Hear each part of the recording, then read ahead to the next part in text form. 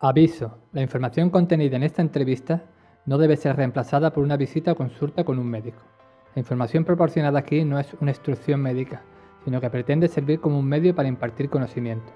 Por lo tanto, la información presentada aquí debe ser discutida con su médico o terapeuta. Bienvenidos al primer Congreso Online de la Salud Integrativa. Soy la promotora del Congreso y me llamo Julia Farlala. En esta ocasión tengo el honor de entrevistar al doctor Arango. Bienvenido, doctor Arango. Muchas gracias, Julia. Bienvenidos todos y todas los que nos escuchan el día de hoy. El doctor Arango es médico y cirujano de la Universidad de Antioquia, Medellín, Colombia. Ejerce la medicina integrativa y terapias de sanación desde hace más de 25 años. Hace 15 años recibió formación en sintergética, una visión de síntesis de la vida y la salud, que es hoy eje de su consulta.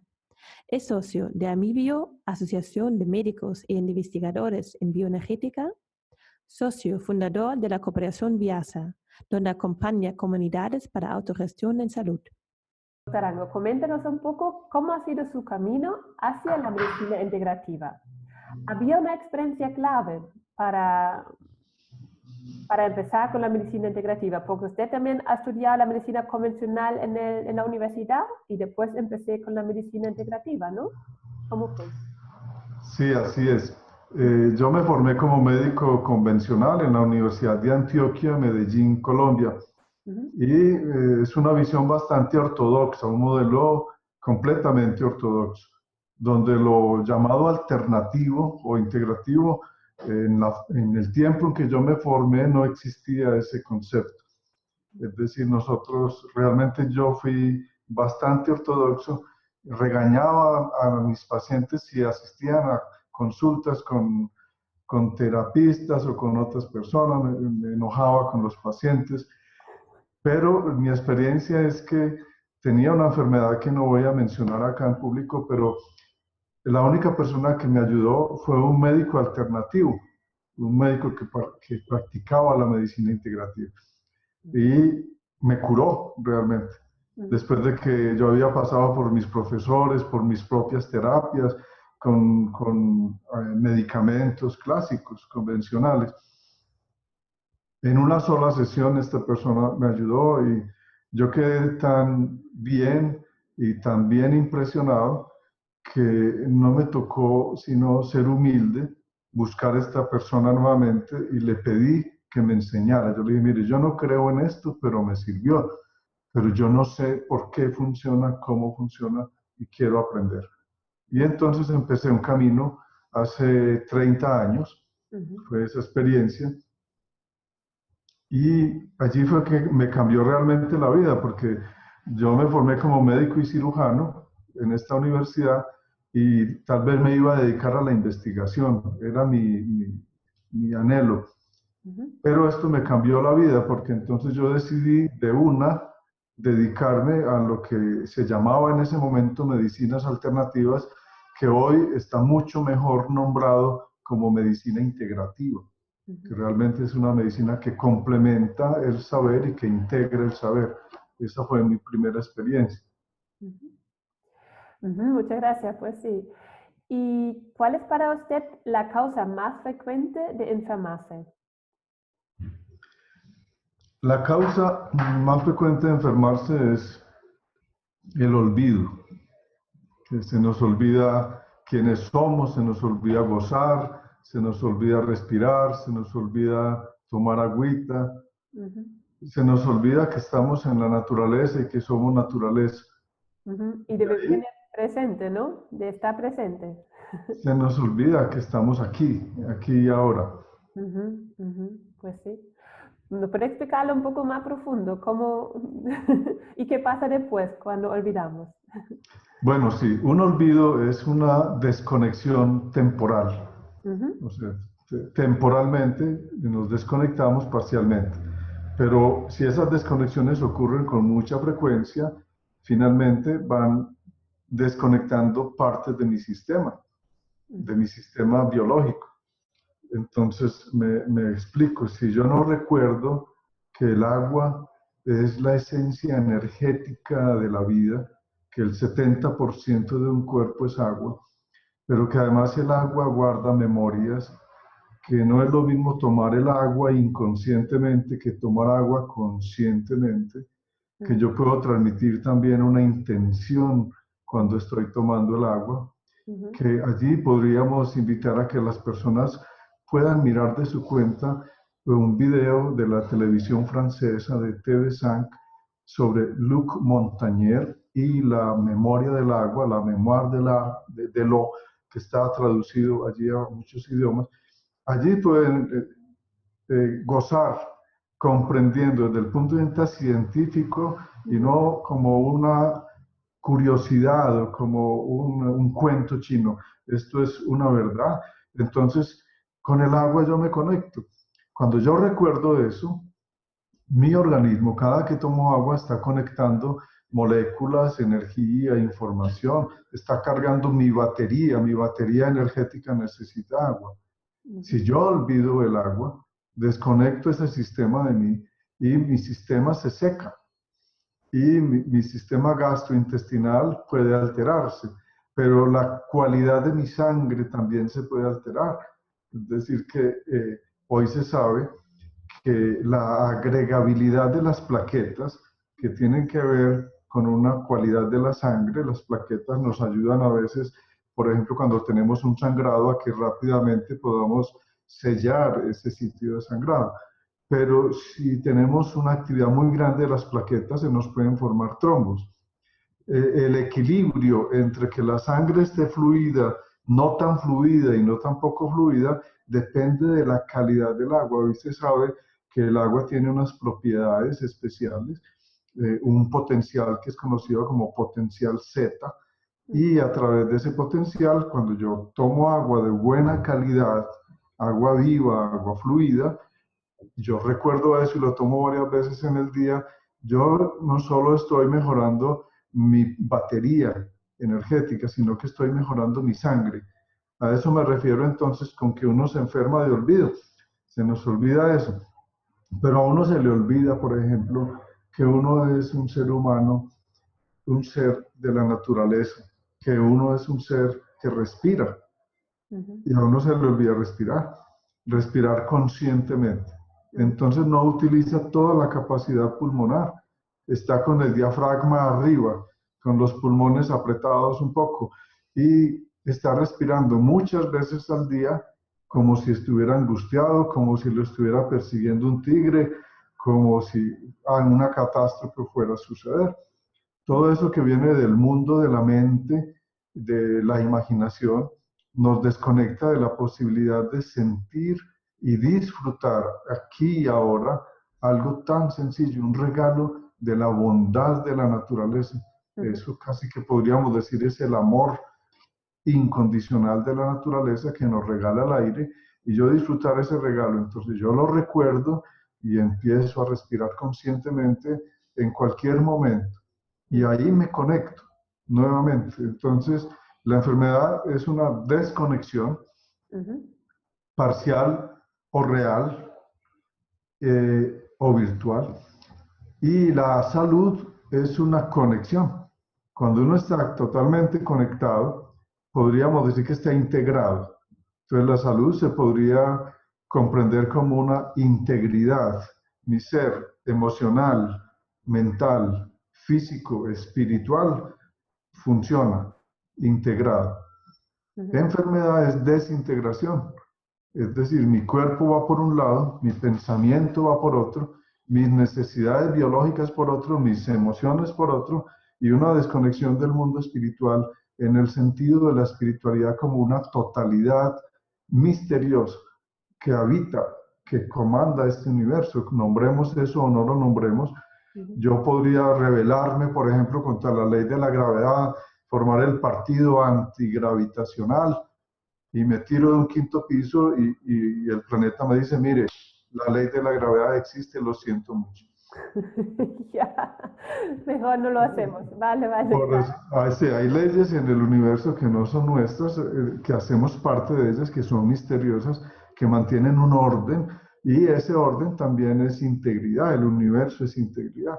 Cuando uno se conecta, se recuerda de sí mismo, adopta hábitos que le permiten mantenerse en la integración.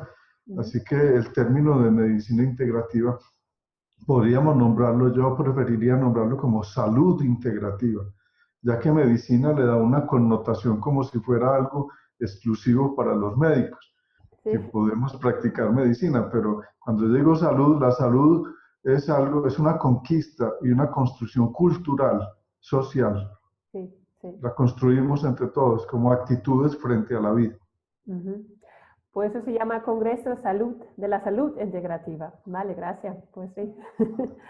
Y una pregunta del agua, ¿qué es agua de calidad? ¿Agua en botella de vidrio o agua en botella de plástico? Porque eso también es muy interesante. Sí, voy a evitar responder sobre el vidrio y el plástico, porque vale, okay. A mí me importa mucho más la cualidad del agua, el agua estructurada. Vale. Finalmente, si yo lo tomo, si eso está temporalmente en un vidrio o en un plástico, podría ser un vidrio o un plástico de buena calidad también. Ahí todavía se conservan algunas cualidades. Vale. El asunto del agua desestructurada es el agua que pierde contacto con la vida, con los elementos de la vida. ¿Y cuáles son esos elementos? Los minerales, es decir, el agua debe fluir dentro de la tierra y a través de las piedras, en contacto con las piedras. No es casual que el agua deba recorrer y chocar con las piedras, eso le da cierta vitalidad y molecularmente la modifica. En contacto con el aire, y entonces el agua está aireada, tiene una buena capacidad de oxígeno. Y en contacto con la luz. Entonces un agua estructurada está en contacto con la tierra, con el aire, con el fuego, como elementos de los ancestros, pero eso no es un cuento tampoco chino, eso es verdad. Esa es un agua estructurada, un agua que está en movimiento y que no tiene agregados, es un agua más natural. Cuando nosotros procesamos el agua en nuestras ciudades, la ponemos en tanques, la llenamos de flúor, de cloro, para eliminar bacterias o microorganismos, y eso es válido, eso es valioso, eso ha salvado muchas vidas. No estoy en contra de eso, pero estamos saturando el agua de otros elementos y al ponerla por tubos en reposo, pierde contacto con el aire y con la luz. Esas aguas están desvitalizadas. Desde el punto de vista bacteriológico son aguas puras, esto está muy bien, y son aguas potables. Pero desde el punto de vista de la vida, son aguas desvitalizadas, desestructuradas. Tenemos dos opciones: utilizar instrumentos para vitalizar el agua, movilizarla, airearla. Existen instrumentos que forman como una espiral y con campo magnético. Bueno, eso es otra forma. Y existen filtros especiales para retirar el exceso de flúor, de cloro, de todo eso, y volver a la agüita otra vez un agua más estructurada. O tomar directamente aguas de fuentes estructuradas. Eso sería lo ideal. Es tan fuerte lo del agua como el elemento más vital necesario a nosotros, tanto como el aire, que desafortunadamente multinacionales se están apropiando hoy de los sitios de esas fuentes para embotellarla y venderla. Entonces, bueno, hay también movimientos de Business for Life, por ejemplo, que son negocios para la vida. No es pelear con la economía ni con los sistemas. Aún en un sistema capitalista podremos propender para que sean grupos de personas conscientes, de buena voluntad, que sean los que manejen, por ejemplo, el agua para que esté disponible, se protejan esas fuentes vivas de agua, y volvamos a esa cultura del agua viva, del agua estructurada. Pues sí, muchas gracias. Y ahora el otro tema de la espiritualidad, ¿no? Lo quitamos mucho de la medicina, pero hay que incluirlo. En la medicina convencional pasa esto, ¿no? Lo que es la espiritualidad no lo incluimos. Entonces, Así es. Sintergética, que es la medicina que yo practico, es una invitación a eso. Realmente es una propuesta de salud integrativa, incluyente, sistémica, que nos permite encontrar un hilo conductor para centrarnos desde lo físico, lo emocional, lo mental y lo espiritual como una unidad, no como cosas separadas, como una unidad, como una integración. Así comprendemos la salud, eso es lo que practicamos. Y está incluido la espiritualidad, porque negar la espiritualidad es como negar la física cuántica, es como negar que hay leyes más allá de la física dura, que también está la física de las partículas, y que allí las leyes son otras, y que en la física de las partículas nosotros encontramos muchas analogías y correspondencias con lo que nos han hablado los antiguos meditadores y sabios que han leído también esos códigos de la espiritualidad como un patrón sutil, como un patrón vibratorio, ordenante en el universo, a que nosotros podemos conectarnos con ese patrón. Yo rescato y valoro muchísimo el contacto que he podido tener con comunidades indígenas, donde sus sabedores me han recordado y me han enseñado, por ejemplo, que ellos antes de algún acto especial se conectan al corazón de la tierra, al corazón del cielo y a su propio corazón. Y allí cambia toda la dinámica de lo que van a hacer. Entonces la espiritualidad, cuando se hace como conciencia, como reconocimiento, como integración de todas esas fuerzas en nosotros, nos cambia la perspectiva de lo que hacemos. Porque solo hacer ese recuerdo, a mí me recuerda que soy un ser de la tierra, pero que soy un ser del cielo. Es decir, que nosotros somos estrellas, luces de estrellas, polvo de estrellas. Somos fruto de la luz y fruto de la materia. Y esa materia vibrante y esa luz vibrante se pueden conectar en mi corazón para despertar un poco más de conciencia, de bondad o de amor incondicional a lo que sea que vaya a hacer, una cirugía, poner una inyección, preparar un desayuno. Entonces la espiritualidad eleva la vibración y la calidad de lo que hacemos, sin entrar en dogmas, independiente de que esto sea visto desde una perspectiva cultural, oriental, occidental, americana, europea. Es conectarnos con la profundidad de lo que somos. A eso nos referimos como espiritualidad, y respetamos las diferentes tradiciones, porque todas ellas tienen valores grandes que enseñarnos si nos metemos en sus elementos reales, en sus bases, no en sus dogmas. Ya como dogma nos volvemos dogmáticos, fundamentalistas, separatistas y por lo tanto enfermadores, porque el separatismo es la desintegración o la pérdida de integridad. ¿Y cómo puede integrar todo este conocimiento en su trabajo como médico? ¿Cómo puede integrarlo? ¿Cómo trabaja? Esto mismo que te acabo de decir es una práctica diaria.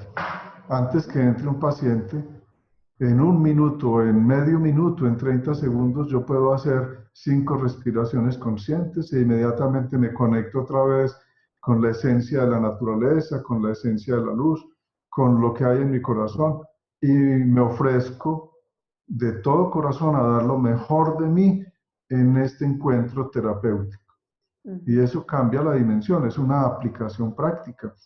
Entonces eso permite que yo integre sin prejuicios, que yo pueda escuchar sin prejuicios al ser que va a llegar a consultar por algo, que lo pueda escuchar y que le pueda ofrecer lo mejor posible sin ninguna pretensión, porque los médicos no curamos ni sanamos. Los médicos ofrecemos métodos, medicinas o propuestas o prácticas para que un ser humano se sane, pero el que se sana es el otro.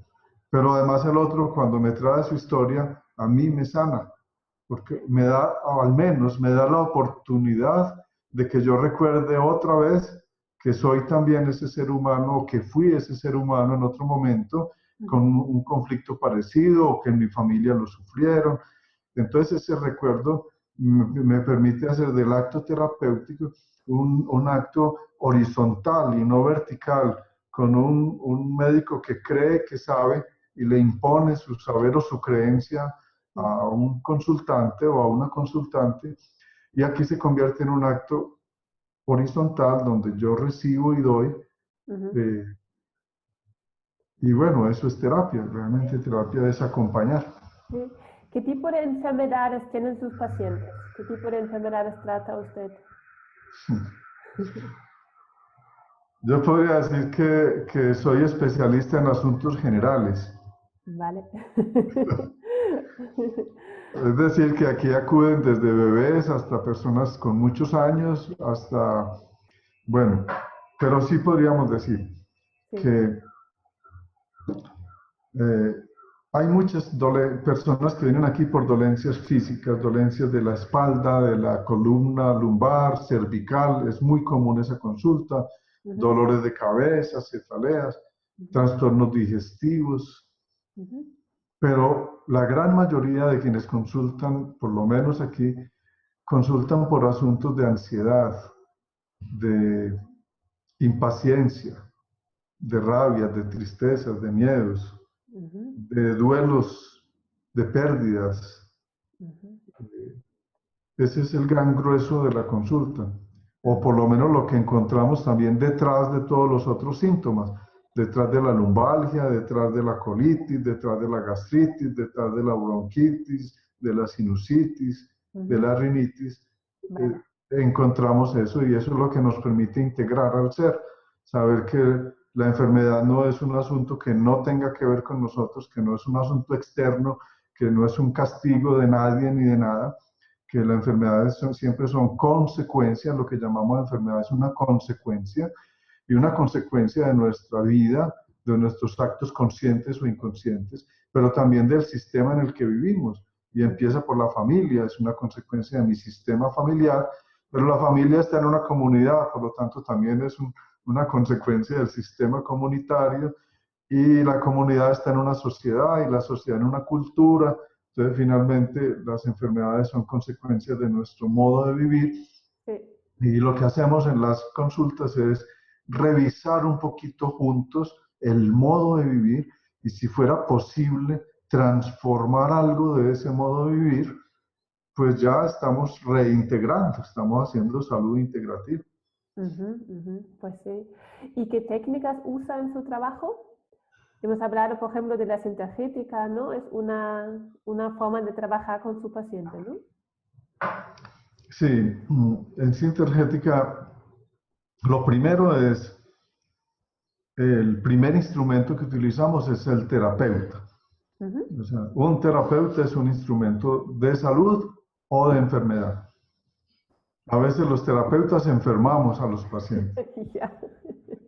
Vale. Entonces, el primer instrumento es uno mismo, y eso es una invitación a que cuando hablamos de salud integrativa, quienes pretendamos hacer salud integrativa, necesitamos tener un compromiso con nosotros mismos y con la vida, de todos los días revisarnos. No somos santos, no somos puros, blancos, inmaculados, eso no es cierto. Somos seres con sombra y con luz, con dificultades, con problemas, como todos los seres, pero nos revisamos y procuramos cada día aprender de eso, aprender y aprender, para ser seres más conscientes, más comprensivos, más compasivos, no mejores, no somos mejores ni peores, simplemente es eso, es un despertar de conciencia, y ese es el primer instrumento en sintergética. Entonces, sintergética, en los módulos de preparación para sintergética hay énfasis en el terapeuta. Luego, utilizamos técnicas y tecnología apropiada para interactuar con la conciencia. Sintergética es una medicina de la conciencia. La conciencia es el observador interior que hay en cada quien, que lo podemos nombrar de muchas maneras: ese observador, ese testigo, se puede decir alma, conciencia, esto es lo mismo. La conciencia se manifiesta en un ser que vive en un cuerpo, y ese cuerpo tiene moléculas vibrantes que están dando cuenta de la actividad física, emocional, mental, de toda la vitalidad de un ser. y eso se manifiesta en algo reconocido ya científicamente como el biocampo. A través del biocampo yo puedo encontrar por resonancia, métodos de resonancia, yo puedo encontrar los sitios de congestión, los sitios de conflicto, los sitios donde se perdió la conexión, los llamamos fugas, sitios donde se perdió la conectividad del sistema.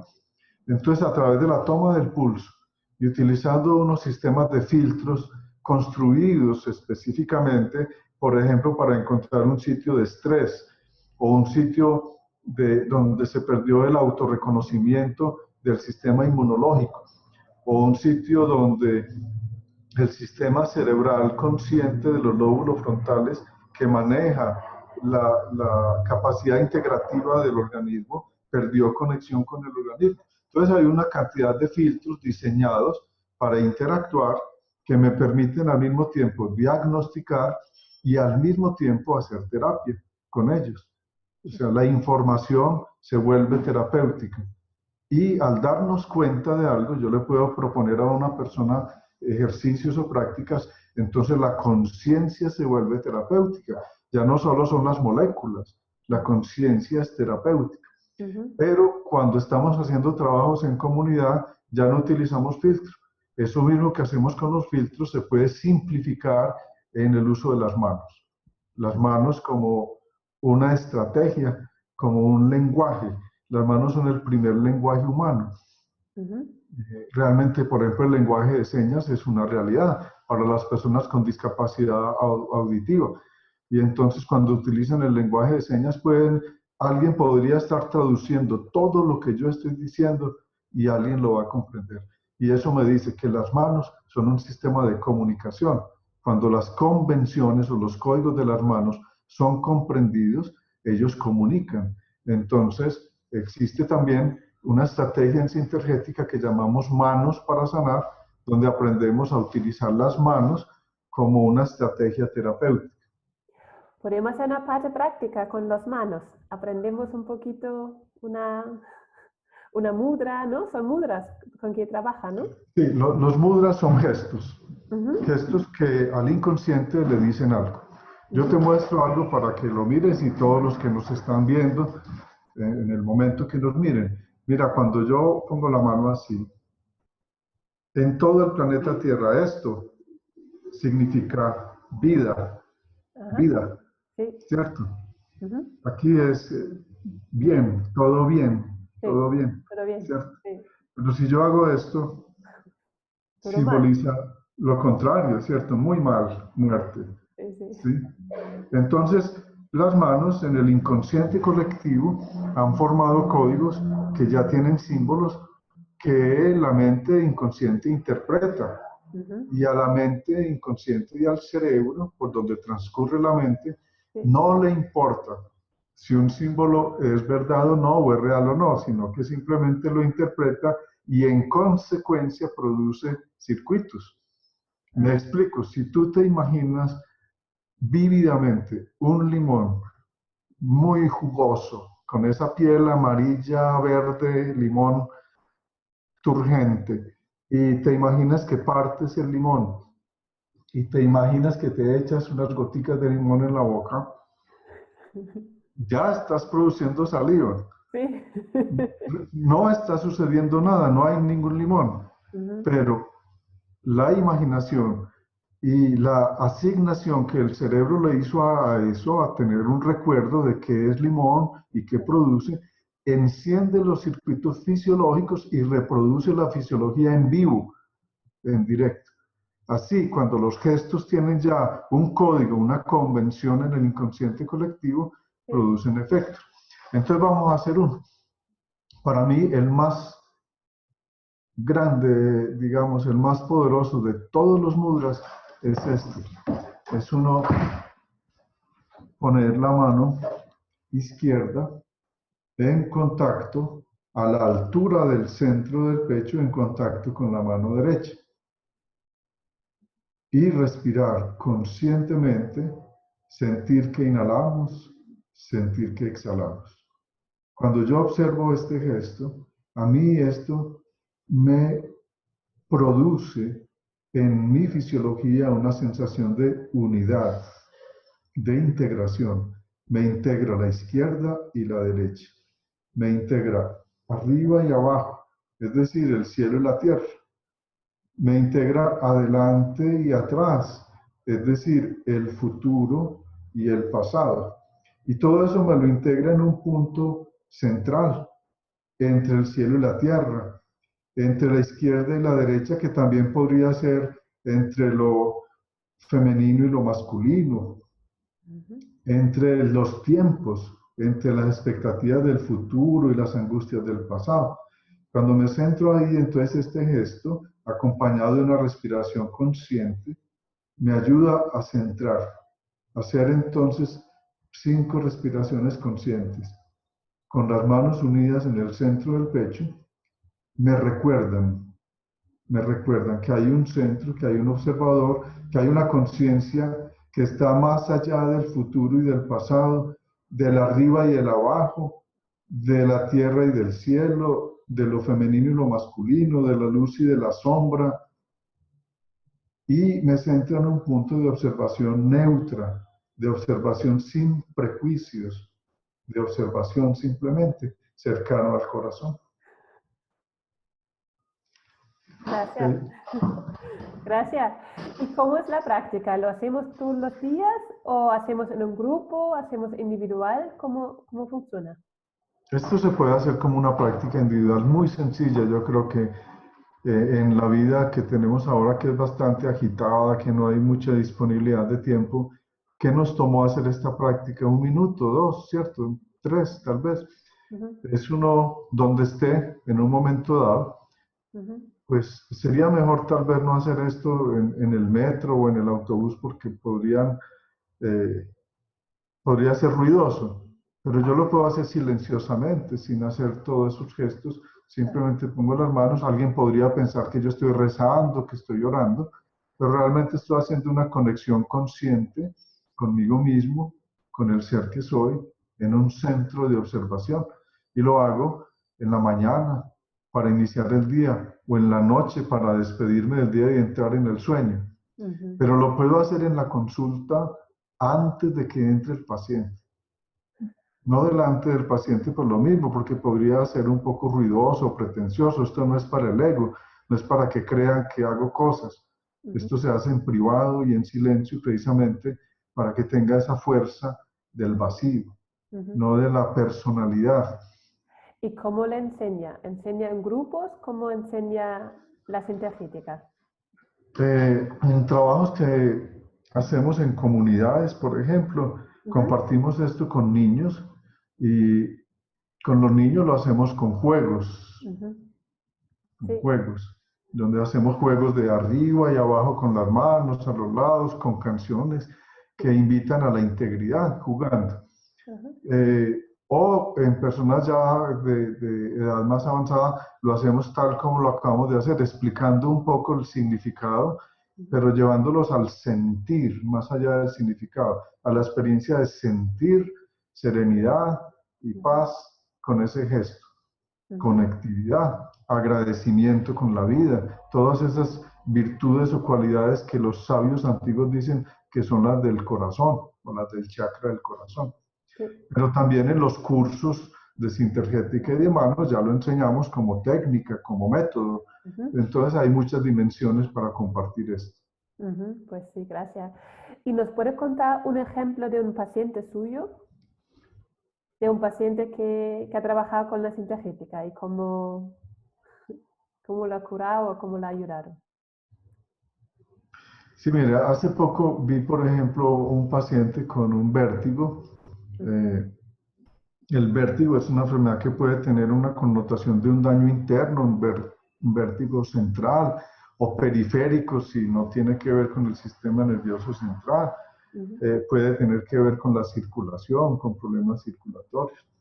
Esta persona ha sido visto por neurólogos, ha sido visto por cardiólogos, lo han evaluado y no han encontrado ningún daño.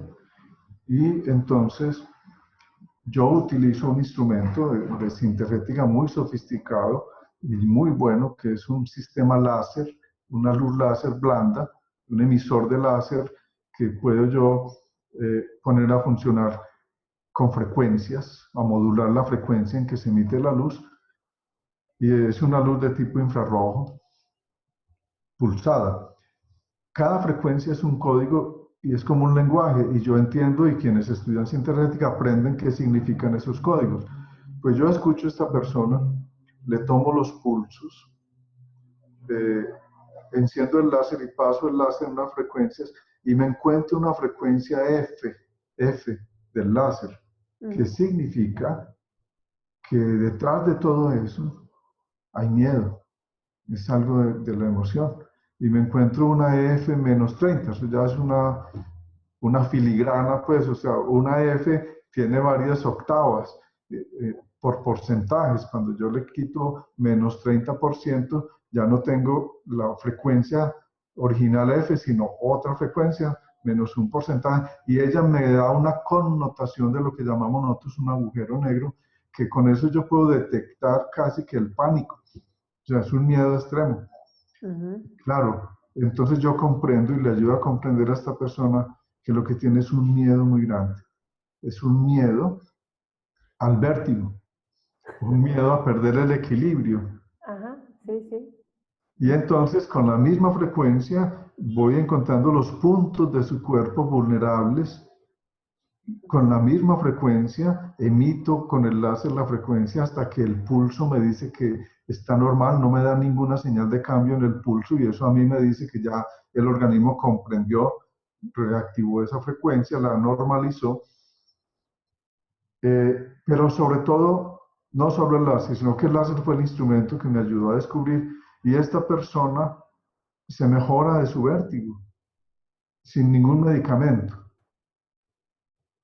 Es decir, que esta persona aprende a ver su miedo, a aceptar su miedo, a respirar conscientemente su miedo, y entonces empieza a alejarse del vértigo como método. Pero lo bonito de esto es que es un logro no del médico, es un logro del paciente. Él se da cuenta y aprende a manejar su miedo, y entonces se cura de su vértigo.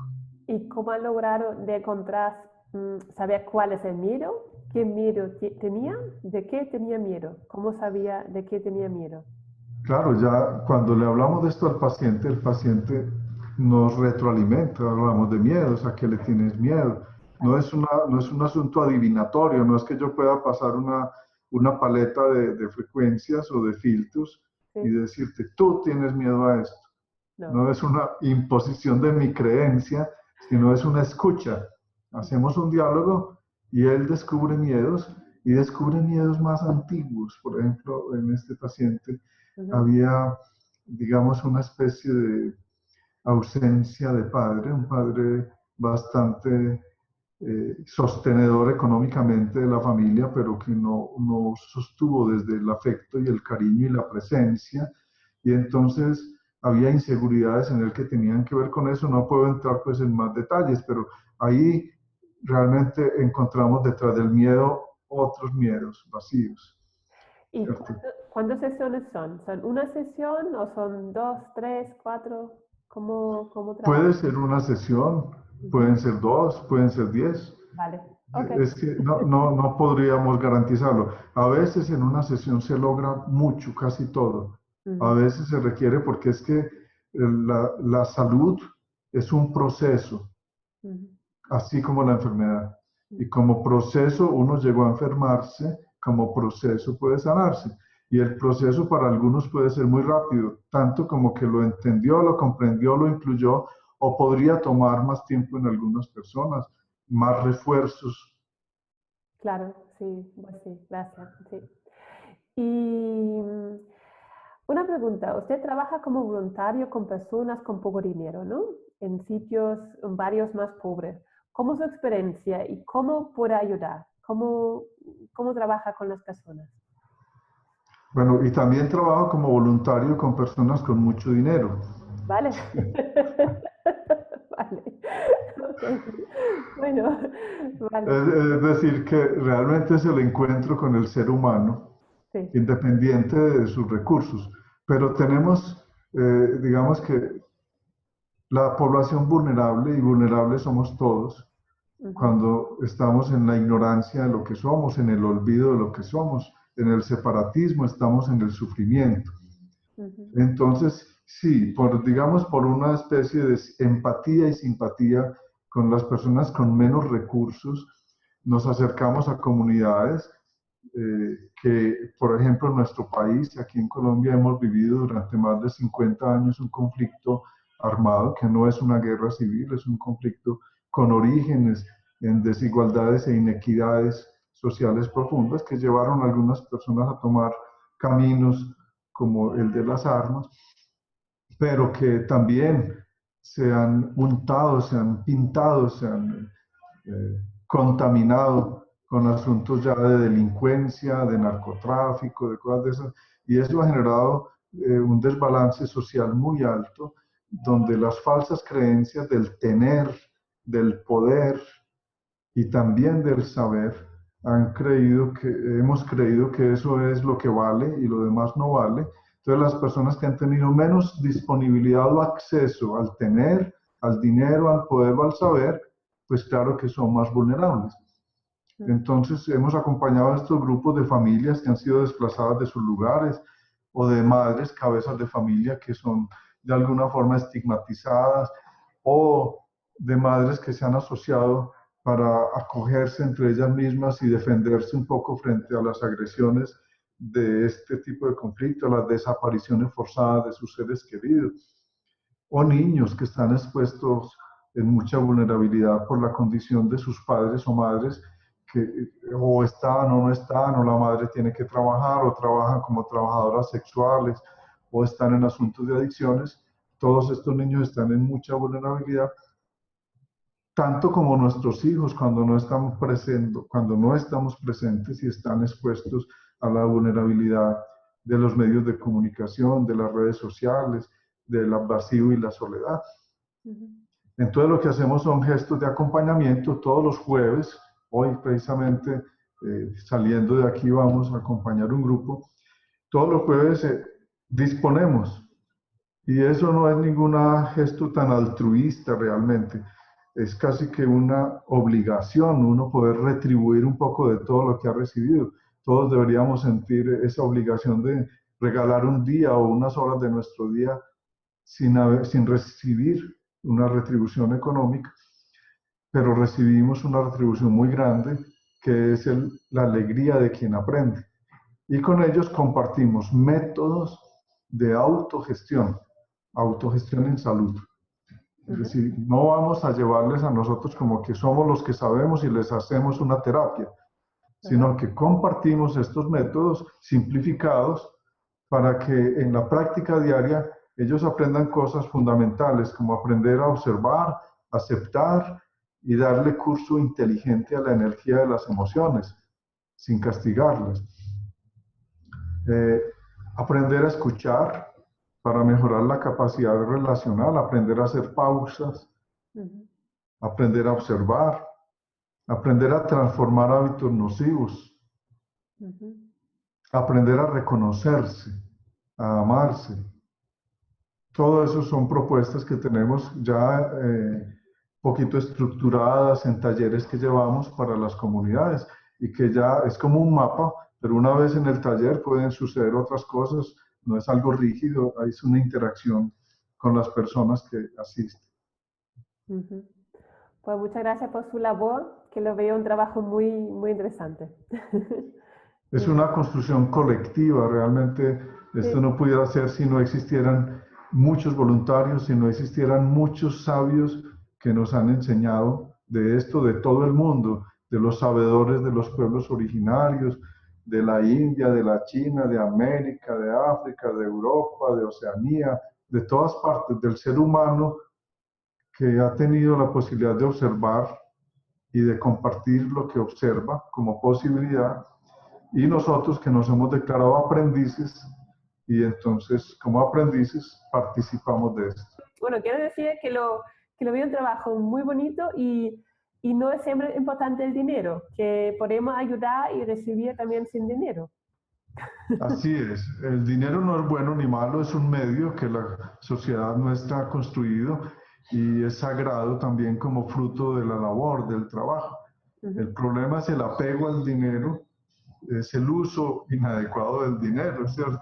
Y la inequidad en la disponibilidad del dinero. El dinero es como una energía. Lo ideal es que pudiera estar disponible como energía, como está la luz, como está el aire, y que entonces tú pudieras tener acceso al dinero para suplir tus necesidades. Yo no tengo pelea con el dinero. El asunto es que la gratuidad da algo muy especial. Cuando tú no haces algo esperando un pago, se genera una alegría, un gozo muy especial, un compartir muy bonito desde un vacío muy especial. Pues sí, gracias. Pues ya estamos casi un poco llegando al final de la entrevista. Cuéntanos, ¿qué es la experiencia más bonita que ha vivido laboralmente? Todos los días se viven cosas muy bonitas.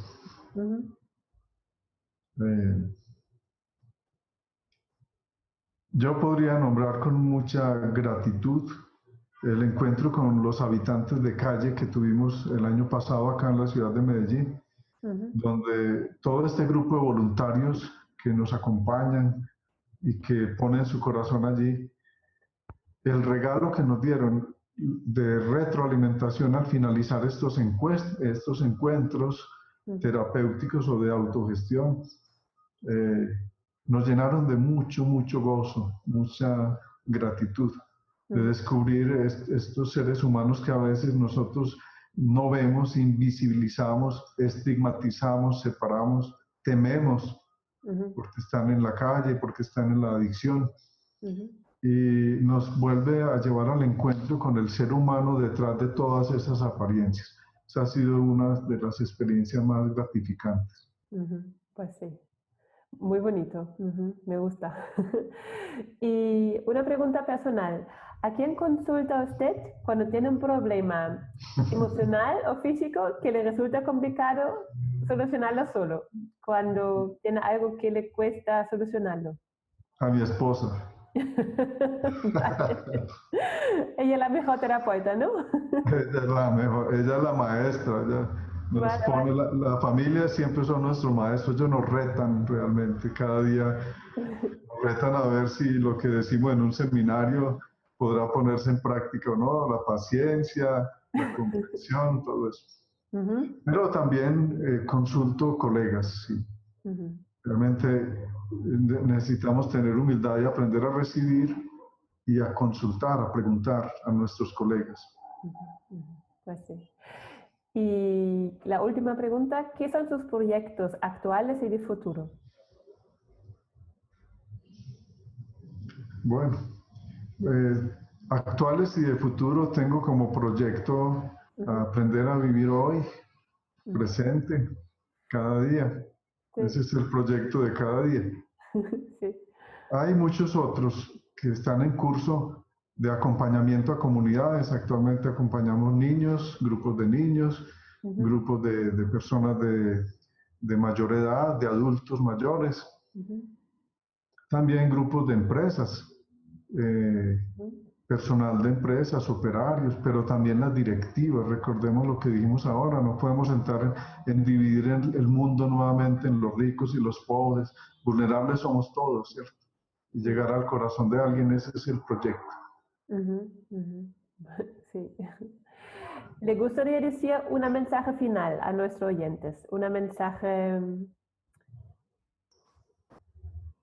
Sí, ya lo dije al comienzo y lo digo con sentimiento, es que la salud no es un tema para relegarle exclusivamente a los médicos. Todos los seres humanos tenemos el deber y el derecho de rescatar la responsabilidad que tenemos de construir la salud día a día, respiración a respiración, momento a momento. Y tenemos también el deber y el derecho de explorar la sabiduría ancestral, la sabiduría de nuestros pueblos originarios y las sabidurías actuales a las que tenemos acceso para integrar nuestra vida. Entonces, una invitación a que la salud integrativa es conectarnos con la vida, es recuperar la sabiduría que tenemos interiormente sin pretender que esa sabiduría sea una exclusión, un conocimiento que nos vuelva orgullosos, sino que nos vuelvan más naturales y más felices. Eso sería realmente una salud integrativa. Gracias, pues sí, muchas gracias, doctor Arango. Me encantó la entrevista y le agradezco su tiempo y también me gusta mucho, se dedica ese tiempo a mejorar la vida de tantas personas. Muchas gracias por su labor. Deseo a los oyentes un feliz día y nos vemos en la próxima entrevista. Doctor Arango, espero que estamos en contacto. Muchas gracias por la entrevista. Muchas gracias. Gracias. Gracias a usted. Chao. Hasta luego. Chao.